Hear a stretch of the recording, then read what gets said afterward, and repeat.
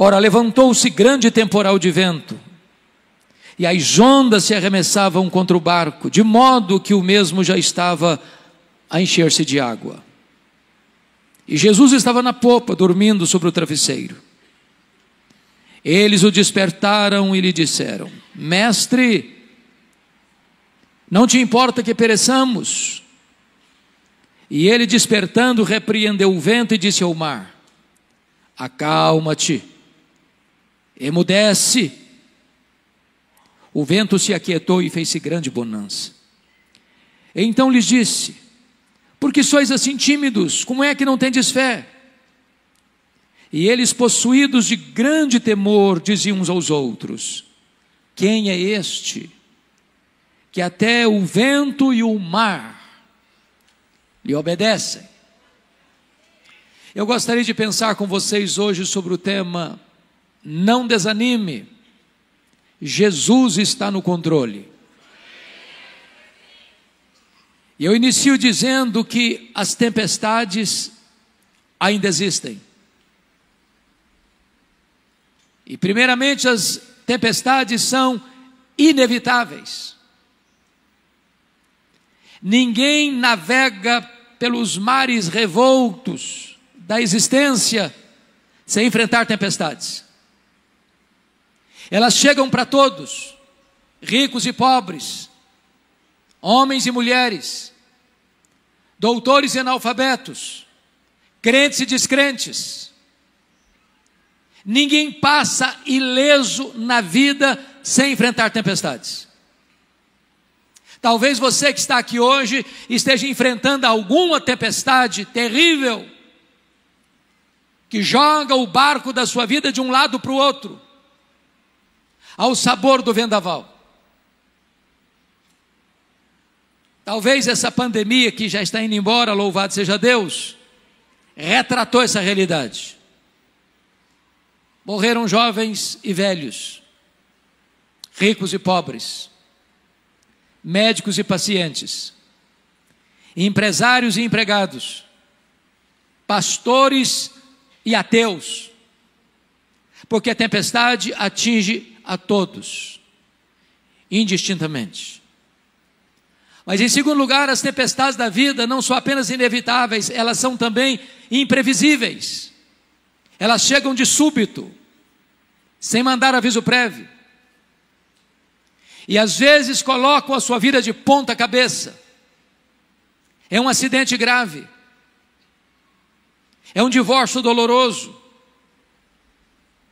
É um luto traumático. É um rompimento de um namoro, de um noivado, deixando sequelas e cicatrizes. É uma perda financeira radical. É uma situação que você nunca imaginou passar na vida, mas está passando.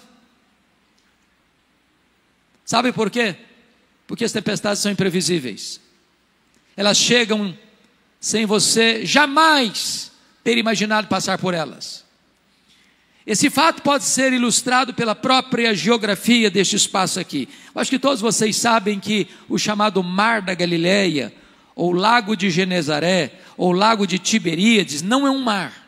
É um lago, e é um lago de águas doces, o maior reservatório de água doce do Oriente Médio. Esse lago tem 21 quilômetros de comprimento por 14 de largura. Esse lago está encurralado por montes, do lado oriental as montanhas de Golã e do lado ocidental as montanhas da Galileia. Esse lago está a 220 metros abaixo do nível do mar Mediterrâneo. E um fato muito curioso acontece nessa região. No extremo norte de Israel está o monte mais alto de Israel, o Monte Hermon, cujo cimo fica coberto de gelo praticamente o ano todo. E então, de vez em quando, o vento gelado desce dessas montanhas cobertas de gelo, encurralado pelos montes, bate na superfície desse lago. Às vezes, sol a pino, e começa uma tempestade de vento, repentinamente. Foi certamente isso que aconteceu. Quando Jesus disse para eles: passemos para outra margem, não havia certamente nenhum sinal de tempestade. Mas enquanto navegavam, a tempestade chegou subitamente, transtornando a vida deles. É assim na vida também. Você não planeja, você não espera, mas a tempestade chega. Mas em terceiro lugar, as tempestades são também inadministráveis. Aqueles discípulos, boa parte deles, nasceram ao redor daquele lago, trabalhavam naquele lago, conheciam cada palmo daquele lago, já tinham passado por outras tempestades naquele lago e superado as tempestades, mas agora eles não conseguem controlar o barco, eles estão à deriva, eles estão rodopiando no meio do mar, indo para eles ao naufrágio inevitável. É assim na vida também, meus irmãos. Coisas domésticas, coisas familiares, de repente ficam estranhas. Relacionamentos tão harmoniosos, de repente ficam tempestuosos. Aquele filho, aquela filha tão obediente, de repente se torna rebelde. Aquele marido tão amável, de repente se torna tão duro no trato. Aquela esposa tão carinhosa, de repente se transforma numa mulher indiferente e ácida.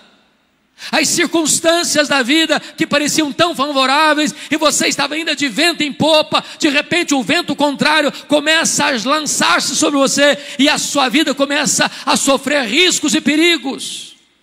E você não consegue administrar. E as rédeas saem das suas mãos e o leme não obedece mais o seu comando. Mas em quarto lugar, bendito seja Deus, as tempestades são também pedagógicas. Entendamos isso, irmãos. Nós cremos numa doutrina gloriosa que nós chamamos de soberania de Deus. Nós não cremos em acaso, nós não cremos em sorte, nós não cremos em azar, nós não cremos em determinismo cego, nós não cremos em olho gordo, nós não cremos em misticismo. Nós cremos que a mão de Deus dirige o nosso destino. Nós cremos que Deus está no trono, que Ele tem as rédeas da história em suas mãos, e que nenhuma folha cai de uma árvore no outono sem que Deus saiba, sem que Deus permita. As tempestades que vêm sobre a sua vida não vêm para destruir você, vêm para fortalecer e tonificar as musculaturas da sua alma. As tempestades não vêm para nos destruir, vêm para nos fortalecer, não vêm para nos reprovar, vêm para nos aprovar na presença de Deus. Então, dito isto, à guisa de introdução, com a Bíblia aberta comigo no texto, eu gostaria que você considerasse essa passagem comigo. O contexto aqui é que Jesus passara todo aquele dia ensinando as parábolas do reino. E se você já deu aulas, ou pregou, ou deu palestra um dia inteiro, no final do dia você está exausto. E então diz a Bíblia que depois de dar estas palestras sobre o reino de Deus, ensinar essas parábolas, Jesus diz para os seus discípulos: passemos para outra margem. E diz a Bíblia que Jesus entrou no barco, pegou um travesseiro, foi lá para trás do barco na popa, deitou e dormiu, porque ele era homem, perfeitamente homem, e estava cansado. E nesse momento então os discípulos começam a navegar, quando a tempestade súbita chega, e eles tentam administrar o problema, e não conseguem. E de repente, quando o barco estava à deriva e prestes a naufragar, eles recorrem a Jesus com uma pergunta em tom de censura: mestre, não te importa que pereçamos? E diz a Escritura que Jesus levanta, acalma o mar, aquieta o vento e pergunta para eles: por que sois assim tímidos? Como é que não tendes fé? E eles olham uns para os outros espantados e tomados de santa reverência e perguntam: mas quem é este que até o vento e o mar lhe obedecem? Se vocês perceberam comigo, essa passagem está regida por 3 perguntas. No verso 38, a pergunta dos discípulos a Jesus: mestre, não te importa que pereçamos? No verso 40, a pergunta de Jesus para os discípulos: por que sois assim tímidos? Como é que não tendes fé? A terceira pergunta está no verso 41, é entre os discípulos: quem é este que até o vento e o mar lhe obedecem. Se o texto está regido por essas 3 perguntas, é sobre elas que vamos conversar com vocês nesta noite. Vejamos a primeira pergunta. Mestre, não te importa que pereçamos? Eu quero dizer que essa é a sua pergunta, essa é a minha pergunta, essa é a nossa pergunta na hora da dor, na hora da angústia, na hora do desespero, na hora que a morte nos mostra a sua carranca, na hora que as circunstâncias saem das nossas mãos, na hora que o medo tenta nos encurralar, na hora que as forças do nosso braço já não existem mais, na hora que o barco da nossa vida não obedece mais o nosso comando, todos nós ficamos aflitos. E nessa hora você pensa: meu Deus, por que o Senhor não me socorre? Por que essa tempestade veio? Por que comigo? Por que agora? Por que desse jeito? E quando eles recorrem a Jesus, eles recorrem não só com a pergunta, mas com a censura. Eles estão dizendo o seguinte: não vais fazer nada? Não estás vendo o nosso perigo? Não estás percebendo a nossa angústia? Não estás notando que esse mar está nos engolindo vivos? Vais continuar dormindo?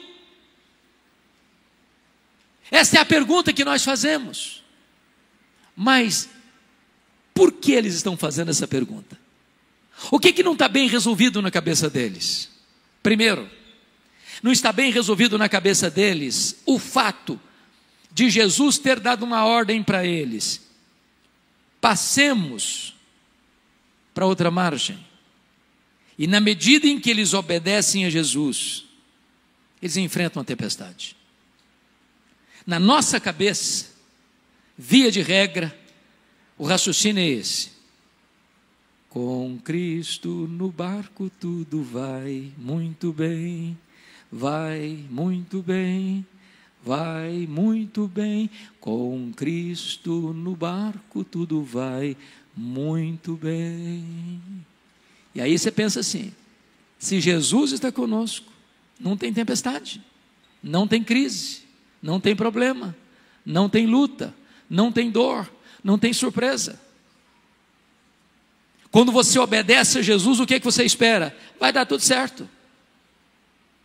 Mas de repente você entra no barco em obediência a Jesus e a tempestade pega você, e a crise chega, e a doença chega, e o problema financeiro chega, e o problema no casamento chega, e o problema na família chega, e a dor chega, e vocês: meu Deus, não estou entendendo. É fácil você entender a tempestade que foi atrás do profeta Jonas. Ele estava numa rota de fuga, ele estava numa rota de desobediência, e Deus mandou a tempestade atrás dele para trazê-lo de volta para o caminho da obediência. Notinha de rodapé: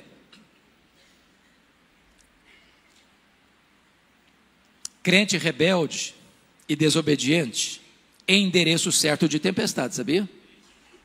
Deus vai mandar a tempestade atrás de você, não para destruir você, para trazer você de volta. Agora, o que você e eu não entendemos é como nós estamos fazendo a vontade de Deus e a tempestade nos apanha. Não estava bem resolvido isso na cabeça deles. Segunda coisa que não estava bem resolvido na cabeça deles: como conciliar a urgência da necessidade deles com a demora de Jesus em atendê-los. Eu pergunto a vocês: o que Jesus estava fazendo naquele barco? Dormindo. Quem está dormindo não está agindo. E sabe, irmãos, pior do que a tempestade, para nós, é a demora do socorro. Tem hora que a demora de Deus grita mais alto nos ouvidos da nossa alma que o barulho mais ruidoso das circunstâncias mais adversas. Talvez foi a dor de Marta, quando manda um recado para Jesus: está enfermo aquele a quem amas. E eu fico imaginando que, já que tinha muita gente na casa da Marta e da Maria, as perguntas eram essas: será que ele vem mesmo? E Marta respondia: claro, ele nunca nos deixou na mão. E o Lázaro piorando. E Marta talvez olhando na estrada se Jesus apontava. E alguém chegava e dizia: ô Marta, eu acho que Jesus não vem. Vem, ele não deixa na mão não, ele vem, ele é amigo da gente. Ele não vai nos deixar de socorrer, não. Ele vai chegar. E o Lázaro piorando. Daqui a pouquinho alguém chega e diz: ô Marta, seu irmão acabou de morrer. E o seu Jesus não chegou. Os judeus que estavam na casa da Marta disseram assim: por que ele não curou o Lázaro? Ou por que não evitou que Lázaro morresse? Ele não fez curas à distância, por que não curou o Lázaro? Quantas vezes você já passou noites indormidas, madrugadas insones, com essa grande angústia: meu Deus, por que o Senhor deixou isso acontecer? Por que o Senhor permitiu isso? Por que o Senhor não veio? Por que o Senhor não socorreu? Por que o Senhor está demorando? Por que eu oro e a doença se agrava? Por que eu peço e o problema não se resolve? Por que eu insisto e choro e jejuo e clamo, e a única voz que eu escuto é o barulho das ondas solvando o barco da minha vida? Na cabeça deles não está bem resolvido isso.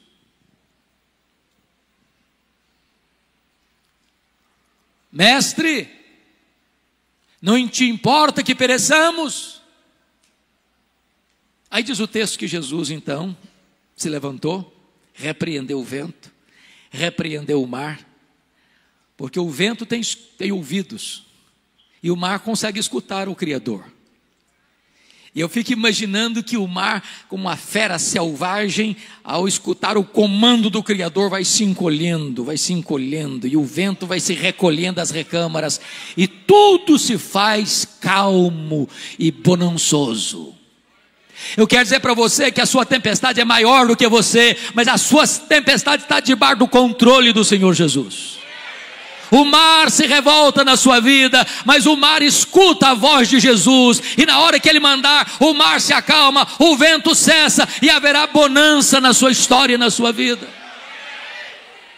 O que eu acho maravilhoso, pastor Marcos, nesse texto, é que há dois registros de tempestades nos evangelhos. Este é o primeiro, e curiosamente Jesus primeiro acalma a circunstância, para depois acalmar os discípulos. Lá na segunda tempestade, relatada em Mateus 14, 22 a 33, o mar também está revolto, mas Jesus não está com eles, e Jesus vem caminhando sobre o mar, e os discípulos ficam apavorados, pensando que é um fantasma, e antes de Jesus acalmar a tempestade, Jesus acalma os discípulos, dizendo assim: tende bom ânimo, sou eu, não tenham medo. Por que Jesus mudou de metodologia na segunda tempestade? Porque tem hora que Jesus sabe que a tempestade da sua vida não está dentro de você, está fora de você. Tem hora que Jesus sabe que a tempestade não está fora de você, está dentro de você. Tem hora que Jesus não tem que acalmar a circunstância, tem que acalmar o seu coração. Eu quero dizer para você que Jesus está aqui nesta noite, e Ele conhece a tempestade de fora, e Ele conhece a tempestade de dentro, Ele conhece a circunstância, Ele conhece o seu coração, e hoje Ele está aqui para acalmar a tempestade que está dentro da sua alma, e acalmar as circunstâncias que estão assolando a sua vida. E depois que Jesus acalma o mar e o vento, agora vem a segunda pergunta do texto, e Jesus pergunta assim: por que vocês estão com medo? Por que vocês não têm fé? E eu fico perguntando a mim mesmo: meu Deus, se eu estivesse lá, eu estaria com medo?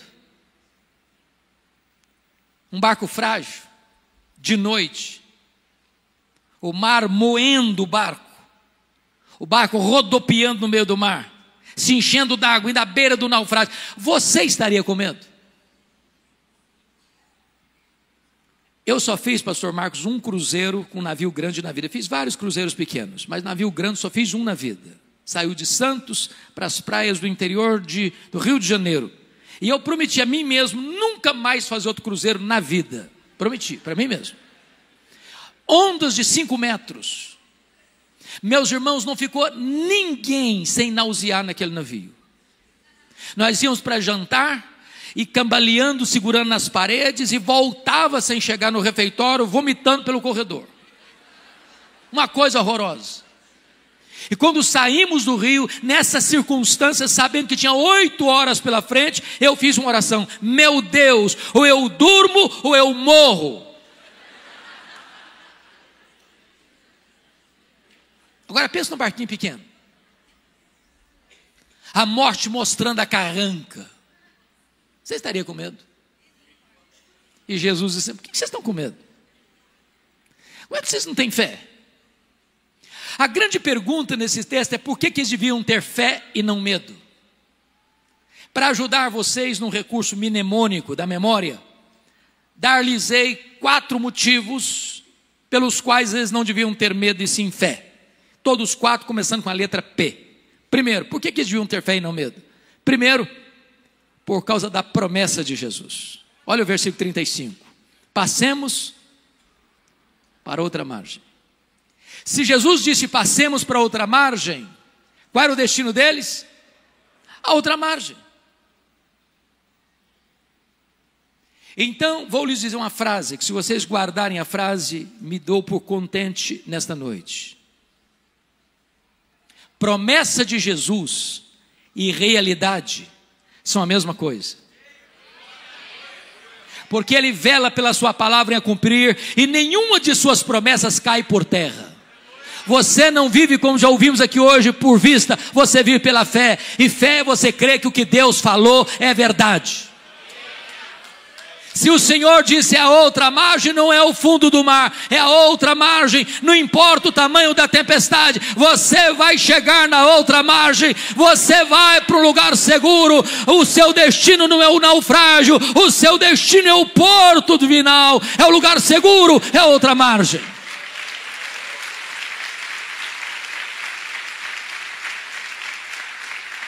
Por que eles deviam ter fé e não medo? Em segundo lugar, primeiro por causa da promessa.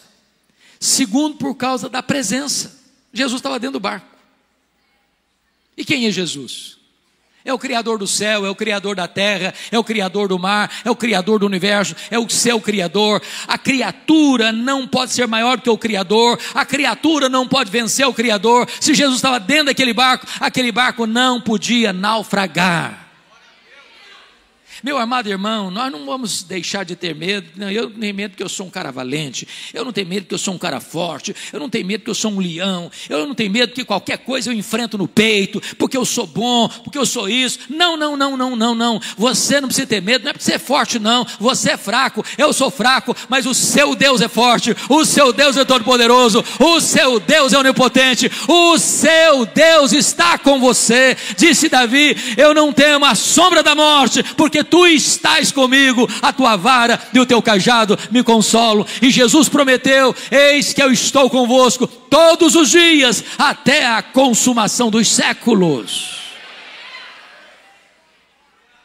Terceiro lugar, por que eles deviam ter fé e não medo? Primeiro, por causa da promessa. Segundo, por causa da presença. Terceiro, por causa da paz de Jesus. Eu pergunto a vocês, o que Jesus está fazendo no barco mesmo? Dormindo. Então vou fazer outra pergunta. Jesus sabia que a tempestade viria? É óbvio que sim. E se sabia, por que dormiu? Dormiu porque tinha plena consciência que tudo estava sob controle. Me permita dizer isso: paz não é ausência de tempestade. Paz é a certeza que apesar da tempestade, Jesus está no controle. Você pode perder o controle, Ele jamais perde o controle. Você pode chegar a um momento na vida que você não sabe o que fazer, Ele sabe. Você pode chegar um momento na sua vida, meu Deus, parece que a circunstância vai prevalecer, parece que a situação é inadministrável, parece que tudo está indo de bancarrota em bancarrota, mas Jesus não perdeu o controle, Ele está em paz. Tem hora que o meu coração fica assaltado de temor, e eu preciso dizer para o meu próprio coração, como o Salmo 116, 7, volta minha alma ao teu sossego, porque o Senhor tem sido generoso para contigo. Descansa, ó minha alma, acalma. Você não está vendo saída, a saída está nas mãos de Jesus. Você não controla a situação, Jesus está com as rédeas na mão. Você não sabe o que você vai fazer. Jesus está conduzindo o seu barco para o porto seguro e divinal. Quarto lugar, por que eles deviam ter fé e não medo? Primeiro, por causa da promessa. Segundo, por causa da presença. Terceiro, por causa da paz. Quarto, por causa do poder de Jesus. Se vocês perceberam, toda essa passagem está ao redor de outros textos que retratam o poder de Jesus. Por exemplo, aqui Jesus tem poder sobre as leis da natureza. O mar escuta a sua voz, o vento obedece o seu comando. Quando ele fala, o universo inteiro escuta a sua voz. O sol para, as estrelas aparecem. Quando ele fala, o vento escuta a sua voz. Quando ele fala, uma mula profetiza. Quando ele fala, um verme obedece a sua voz e vai lá exercer o seu trabalho. Quando ele fala, os demônios batem em retirada. Quando ele fala, os anjos saem na velocidade de um vento para cumprir as suas ordens. Ele é o todo-poderoso Deus, e o universo inteiro se curva à sua soberania. Ele tem o controle, Ele está no comando, Ele é Deus. Mas em segundo lugar, se você perceber, quando termina esse texto, Jesus desembarca do outro lado, na região que nós conhecemos como Decápolis, as 10 cidades gentílicas, num despenhadeiro, de noite, dentro de um cemitério. E tudo que você não espera ver dentro de um cemitério de noite, a gente viva. E lá tem um homem furioso, nu, ferindo-se com pedras, violento, correndo entre os sepulcros, gritando desesperadamente, tomado de 6.000 demônios. Legião era a maior corporação romana do exército romano, 6.000 soldados, composto de flecheiros, de arqueiros, de lançadores, de cavalaria, de infantaria. Era uma máquina de guerra. Por onde passava uma legião romana, tudo era destruído. Dentro de um único homem havia 6.000 demônios. E Jesus vai lá de noite, dentro de um cemitério, para um homem que está enjeitado da família, um homem foragido da justiça, que não tem algema que consegue detê-lo. E Jesus o liberta, e Jesus o cura, e Jesus o transforma, e o Jesus envia de volta para a sua família como um missionário. Sabe por quê? Porque Jesus tem poder sobre as leis da natureza, e Jesus tem poder sobre os demônios. Quem manda no céu, quem manda na terra e quem manda no inferno é o Senhor Jesus. Quem tem as chaves da morte e do inferno é o Senhor Jesus. Ele é o todo-poderoso Deus, e diante dele se prostra todo joelho, nos céus, na terra e debaixo da terra, e toda língua confessa que Jesus Cristo é Senhor, para a glória de Deus Pai.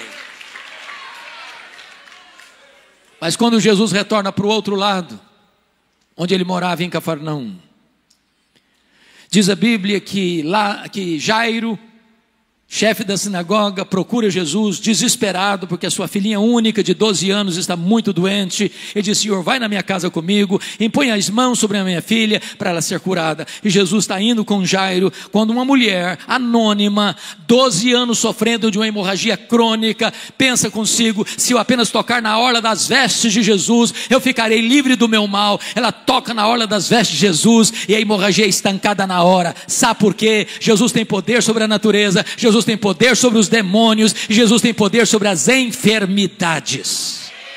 A última palavra não é da ciência, a última palavra não é da medicina, a última palavra é de Jesus. Para ele não tem doença incurável, para ele não tem problema insolúvel, para ele não tem vida irrecuperável, para ele não tem casamento insolúvel, para ele tudo é possível. Ele tem poder sobre as enfermidades, ele é o médico dos médicos.